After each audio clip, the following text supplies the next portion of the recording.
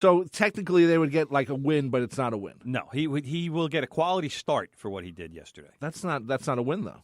But is that a win? It's not a win. Is it based, let's say, 3 pitchers combined to get the win? He wasn't in the game when the Rangers took the lead. So, but it's like game-winning homer. Game-winning homer I don't know how... is a horrible thing because what about all the other runs that happened beforehand? Like Wilmer Flores. Yeah, that was great. He won the game with a home run. Yeah, but it was if they don't get the let's say they don't get an RBI earlier in the game, it doesn't matter. But that's the situation they're in. I would like to see for the pitchers. I would like to see a stat for the pitchers that said, you're part, not a quality start, but you're part of a win. Yeah, that's what a quality start usually is. So you don't get that for a loss. Well, I mean, you can get it for a loss, but basically what a quality start But you'd also get one for a loss. But basically... they have on-base percentage. Oh, let me finish. You're not letting me finish. Don't give the eyes to this guy. I'm on a roll. You're asking me a question. Rob Leonard's on a roll. Rob Leonard's on a roll, my friend. You're not on a roll. I am on a roll. Oh, my God. What I'm saying is you have, like, on-base percentage, and that includes, like, errors and walks and other things. It doesn't include errors. It doesn't include errors? Oh, it doesn't. Okay, well, I didn't know that. Yeah. Walks, hits. That's it? Yes. Okay, but they added that on. They never used to have that. As a kid who read the what's it called, the agate? Yes, agate.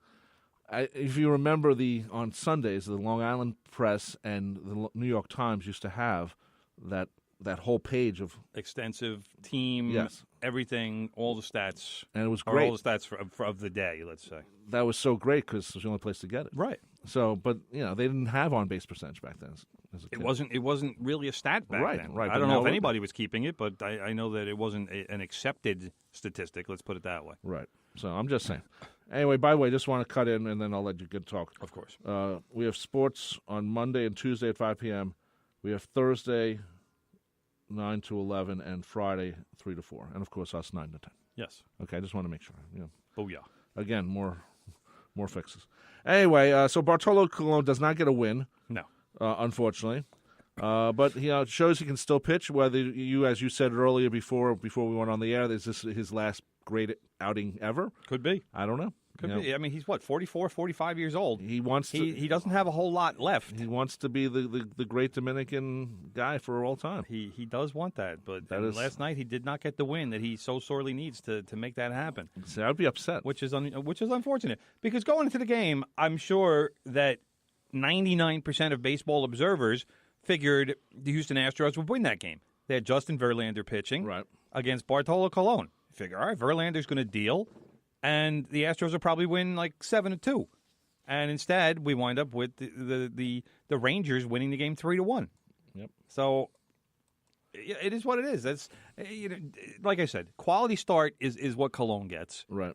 He went quality start is 6 innings, 3 runs or less. Okay. That tells you that your starting pitcher did his job. That's what's accepted of a starting pitcher. Now, if you look at it from a purely math standpoint, a quality start, if it was 3 runs in 6 innings, that's an ERA of 4.5, which isn't a good ERA, but that's the definition of what a quality start is. But also, it's 4 isn't bad, but 3 has become the standard. 3 has become very good, actually, but that's where we are in terms of stats. So if you're going to say 6 innings is that limit, well, all right, it's either 2 runs or 3 runs. 2 runs, that gets you an ERA that puts you in the Hall of Fame. So if you add 1 more run to it, well, you can't. It's not a half a run. You can't you can't say 2.5 runs. So that's what it is. And good for Colon. He pitched well last night. I mean, that's not an easy lineup to shut down the Astros. They were fantastic offensively last year. They've started a little slower this year, but their pitching has been outstanding. So.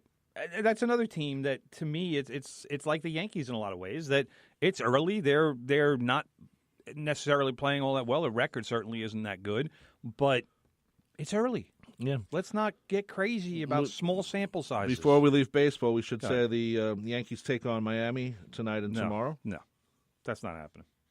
Do you see the weather outside? Well, you think baseball's happening tonight? I don't know. And the Mets are supposed to play Washington tonight, tomorrow.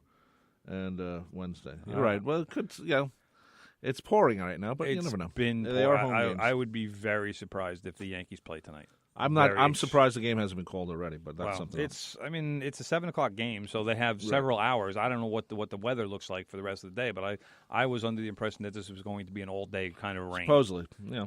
But if it stops raining, say 3 hours before the game, maybe they can get the field ready to play. But it's coming down out there. I mean, there's going to be a couple inches of rain today that eventually falls. Okay, let's talk about the Knicks. I will say as a thing, an honesty thing, I do own stock in MSG and MSG Networks. One of those full disclosures. It's full disclosure things. Though I have to say, brother, when Porzingis hurt himself and he was gone for the season, I did not watch 1 second of the Knicks. That's how uninterested I was in the Knicks because they played really not that well. They didn't seem to care. Can I tell you what that makes you, brother? Makes you a smart man. Well, I thank you for the kindness, but I just had no urge to watch this team, and the Knicks themselves didn't give me a reason to watch them. They didn't make any great trades. They didn't. It's a good thing too. Well, probably because right before Porzingis got hurt, the Knicks were thinking about making a trade to try to vault themselves into the playoff race. Right, and now, thankfully, they didn't do that. They could have been. Porzingis was playing well until he hurt himself. Of course he was. And he brought everyone else up to his level, I thought. Kind of, sort of. Kind of, sort of. Okay. But right now, the Knicks they just depress me so much. And the two guys running the show, Scott Perry and who's the other idiot? Steve Mills. Steve Mills. The two of them. We should say Jeff Hornacek was fired this past week, yes. Or last week, I should say. Yeah, we talked about this a little bit last week. But now the coaching search is kind of into. It's kind of starting up. There's some names being thrown around. Whereas last week it was just speculation. Now the Knicks are actually saying, right. All right, these are some of the guys we're going to meet with. They've claimed that they've contacted Jeff Van Gundy. They've contacted Mark Jackson. I haven't heard anything from Van Gundy. Van Gundy made a very vague comment, and it was more about, we'll see what the Knicks want to do. But he didn't really actually say that he was interested. Right. He probably wants more of a say in the franchise. I wish they'd give it to him. And I would have more faith in the club. Do you want Mills and you want Mills running the team? And the answer is not really. These two guys, Mills, I think, is an idiot. But he Perry. I don't know enough about Perry to make a judgment yet because he hasn't been. Being a GM in New York is different than being a GM anywhere else. That's true. So, what did he do this year? Especially for the Knicks. Nothing. The Knicks, that's what I mean. There's a special place in many fans' hearts when it concerns the Knicks, because they've had so many great teams. They've won 2 championships, and they're so legendary. Those 2 teams that won the championship. But those and then the teams in the '90s. Those teams the Patrick Ewing, 40-something years old. I know that, but that carries a long thing.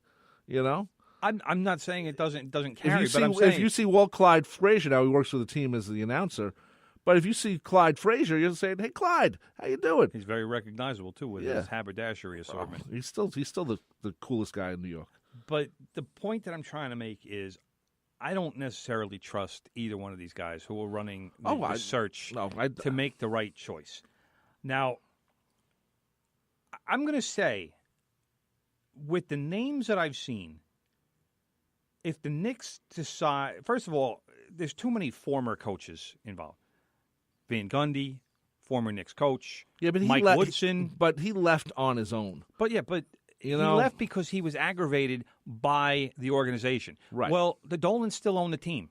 Right. So what in the organization has changed? Not a whole lot. Well, maybe he needs some more money.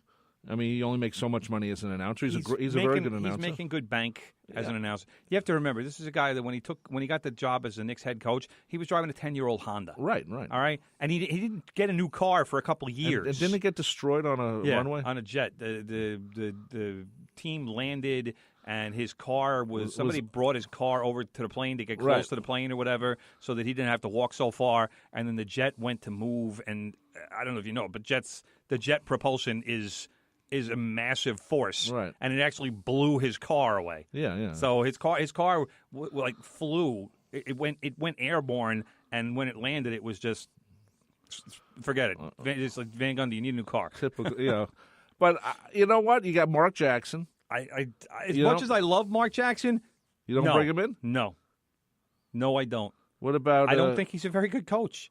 Look at what he did with Golden State, and then look at Golden State did right after he left. Well, you could say he built that up.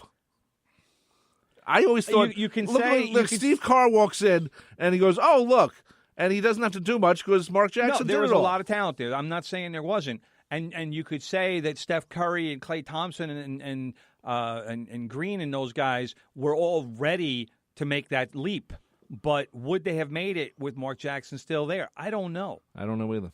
So it's hard for me to say, would he be a good coach? But you bring him back to the reason to me, if you bring back Mark Jackson, is you want to buy time. Mark Jackson buys time. New York guy, everybody in New York loves Mark Jackson. Everyone. Loves him. St. John's guy. St. John's, played for the Knicks. Right. He checks off a lot of boxes in terms of, all right, the fans are going to love Mark Jackson for at least 2 years.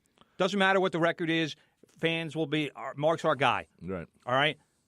But now, do you think about bringing back Mike Woodson? No. Last Knicks coach with a good record. That's true. He won, 54 games or whatever it was one year. He says he wants back in. Well, of course he does. All right. He needs a job. Some of these other guys, I'm actually amazed that Patrick Ewing hasn't been mentioned for this at all. Well, I was thinking of that too. And, hasn't been mentioned. Not mentioned, and you think, he had a pretty solid year coaching Georgetown. Not a great year. I mean, he's coaching other people's players. But, yeah, that's the thing. So it wasn't as bad as it maybe could have been. And but you would think that maybe Patrick Ewing would be on this list. No. And he's not. I also think that Doc Rivers would be a great choice. Well, he's still employed, so. But they can still get him. Well, or try. The Clippers would have to fire him, which isn't unheard of because the Clippers are certainly going to be in rebuild mode now that they've traded. They traded Chris Paul and they traded what's his name, Griffin. Right. So they're going to tear it down, and if you're going to do that, you might as well get a new coach because Doc's not a young guy anymore. And the other thing is they're trying to now build their own arena, so they might want to cut some salary. And Doc's a well-paid coach, I'm sure. But to me, if Doc becomes available, then he's the guy you go after. I agree. He's been a great coach in the league for a long time, and he would be a guy who maybe you have some trust in terms of trying to put something together here. Now, the Knicks claim they're on a 5-year plan. That was the claim, which is absurd to me. And apparently they're going to have money for not this summer free agency, but next summer in free agency. Now, the two guys that intrigue me are this David Fizdale guy. He was an assistant coach in Miami when LeBron was there. He wound up going to the Grizzlies, and he was a coach there, and he actually wound up getting fired because he had some kind of personality conflict with Marc Gasol. Now, since it's harder to find quality all-star centers than it is to find a new coach, the coach lost this one. So Fizdale lost. Coach always loses. Well, LeBron speaks highly of him, Fizdale. Okay. So he was talking about it after Fizdale left because a lot of people were surprised by it because they didn't know necessarily what was happening. But LeBron tweeted something to the effect of, it sounds like my guy Fizdale is being scapegoated here, and that's if you got LeBron in your corner, that's always a good thing. The other guy, and I can't believe I'm saying this because he's the North Carolina guy, I'm intrigued a little bit by Jerry Stackhouse. He's had a couple of very good years in the G League. Yep. He's doing it the right way. He's paying his dues. He's doing what he's supposed to do, and could he be the next up and coming coach? And that's the guy you want to get before he goes to a team like Phoenix or Milwaukee or someplace like that. If you're doing a rebuild, he'd also get a little bit of a break by the Knicks fans. Well, and also he's a younger guy, so Right. he'd be able to relate a little bit better to today's players, quote unquote, and that's what happened in baseball. I mean, that's why Mickey Callaway got the Mets job. That's why Aaron Boone got the Yankees job. Right. Is the team seemed to be more of the mindset that they want managers or coaches to be, younger, in coach terms, Right.